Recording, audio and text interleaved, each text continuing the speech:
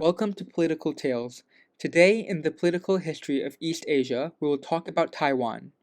Taiwan, or the official name that it goes by, the Republic of China, is an island country off the coast of mainland China. It is another country in East Asia with a significant yet obscure history. The island maintains national sovereignty, a functioning democracy, and has developed a strong economy. At least 50% of its population identify as having a unique Taiwanese identity separate from that of mainland China. Despite this, Taiwan has very few foreign diplomatic ties, and only 14 of the 193 UN countries recognize it as a country. Taiwan is not part of the UN, and the World Health Organization still does not recognize it as well. As previously mentioned, a majority of Taiwan's population today recognize themselves as part of a distinct Taiwanese identity and not of Chinese identity. This Taiwanese sentiment and some part of the population's movement for official Taiwanese independence can be traced back to what happened in the country in 1947. This was the February 28 or 228 incident, an event which had caused a deep wound in the people that had yet to be fully healed today. Nevertheless, after decades of cover-up by the government, this issue is now publicly talked about in Taiwan after its rapid democratization. Forming dialogue around it is part of the attempt to bring truth, clarity, and closure to the Taiwanese people. Before getting into the specifics of the 228 incident, one must understand Taiwan's history before that. In 1895, China ceded the island of Taiwan to Japan after they were defeated in the First Sino-Japanese War, and Taiwan has been under Japanese colonial rule since then. Taiwan's economy, industry, and public sphere was modernized under Japanese rule, and thus perception of Japan by Taiwanese people at the time was rather positive compared to other Japanese colonies. By 1912, the Qing dynasty on mainland China was overthrown and was replaced by the Republic of China, ROC, ending thousands of years of imperial rule in the area.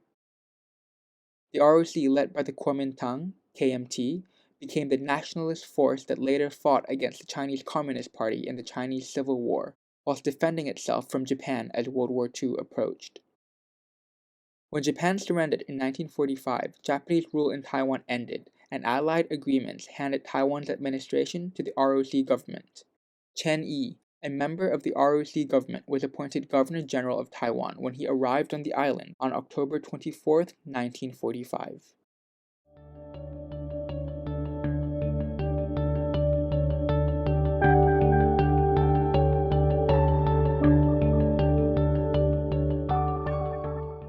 Within the first few years of ROC rule, tensions arose between the government and the Taiwanese people, who viewed the government as corrupt, ineffective, and exploitative. Cultural differences between newcomers from the mainland, mainly officials and troops, and Taiwanese people who have been heavily influenced by Japanese culture worsened the tensions. Chen Yi's administration enhanced and exploited state monopolies left by the Japanese in productions of resources like paper, tobacco, tea, chemical, and petroleum. The economy was highly mismanaged by the corrupt ROC, resulting in high inflation, skyrocketing prices, and unemployment. The government also bought resources from Taiwan's production lines at cheap prices and sold them to mainland China for high profit. This angered many Taiwanese citizens who had to face food and resource shortages as a consequence. During Japanese rule, many Taiwanese elites were allowed to hold political positions in the administration of the island, which gave the Taiwanese people a degree of self-governance. However, under ROC rule, Taiwanese people were denied all political power. The last straw for the people came on February 27th, when armed agents of the Tobacco Monopoly Bureau confiscated cigarettes and money from a 40-year-old woman who was trying to sell them in front of a tea house in Taipei. She demanded the agents return the cigarettes and money, but one of the agents responded by striking her with their gun. Bystanding crowds were furious at the agents' actions and immediately gathered in front of the tea house to protest. As the agents left the scene, one of them fired into the crowd, killing one bystander. This news quickly spread around the city, angering people, and resulted in 2,000 people marching to the Tobacco Monopoly Bureau on the morning of February 28th. They demanded the agents be held responsible for their excessive use of violence and be put on trial. The crowd then marched to the Governor Chen Yi's office to demand broader changes to the current rule on the island. Here, security forces opened fire on the crowd to disperse them, killing several people. Protests continued over the next few days as martial law was declared. By March 4th, protesters were able to take control of administrative buildings and government facilities while using a radio station to broadcast a call for people across the island to revolt against the ROC. People of towns and cities all over the island then came out in anger in an uprising. In an astonishing show of people power, self-governance in many areas was achieved by locals as the protesters became more organized. On March 7th, the 228 Settlement Committee was formed by professional, old elites, local leaders, and students to represent the grievances of the protesters and demand full investigation into the incident. The committee also presented the 32 demands to the governor, which called for, among other things, civil rights for the citizens, democratization of the country, freedom of speech and press, greater autonomy for locals, and an end to government corruption. Of course, the demands weren't heeded to, and Chiang Kai-shek, the KMT leader of the ROC on the mainland, sent troop reinforcements onto the island on March 8th. Governor Chen Yi immediately launched an island-wide crackdown. For the next couple of weeks, the government committed acts of extreme violence where troops were allowed to indiscriminately shoot any unarmed civilians seen on the streets. Many were publicly executed. This was followed by a systematic hunt down and execution of many of the professionals and students involved in the settlement committee. By the end of what was essentially a state-sponsored massacre, bodies were found to have littered the streets, especially in poor sections of cities. Troops also committed acts of sexual violence, beheadings, and mutilation of bodies. Reports put the number of casualties between 18,000 to 28,000. Taiwan then descended into authoritarianism, with the martial law being in place for the next 4 decades.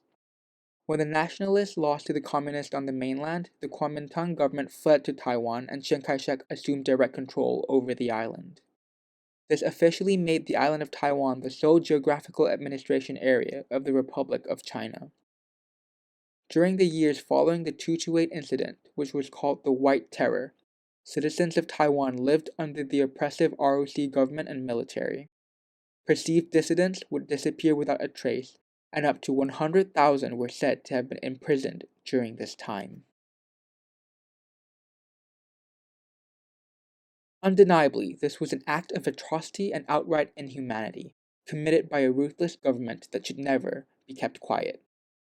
Many would call this conflict Taiwan's hidden Holocaust. Families of victims still felt the impact of the violence inflicted upon their parents and grandparents for decades from then on.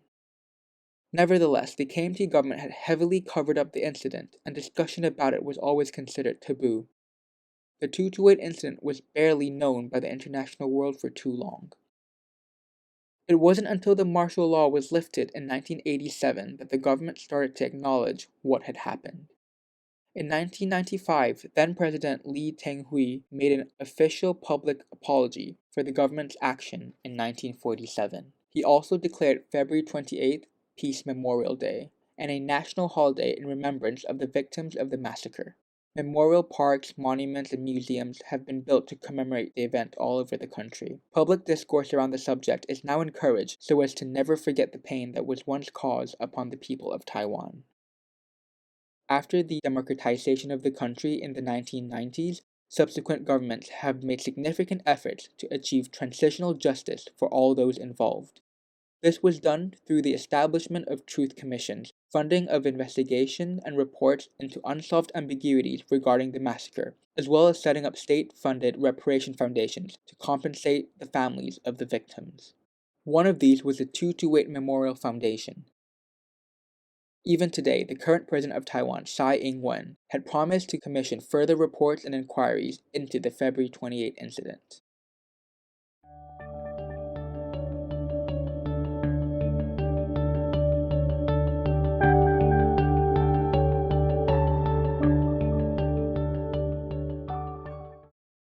Personally, this was a very disheartening yet touching topic to research about.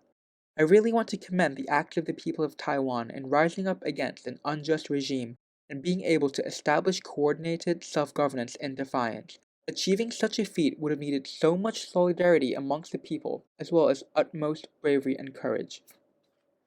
However, what I am also really impressed by in this whole story is how the government of Taiwan today chooses to act upon its country's own history. What they have done to acknowledge their own wrongdoings, to keep the event in public light, and to continuously bring justice to the victims are things we don't see from many governments in the modern world today. I really want Taiwan to become an example to governments around the world on how they should deal with atrocities of their own past, be it by their own or a different government or regime.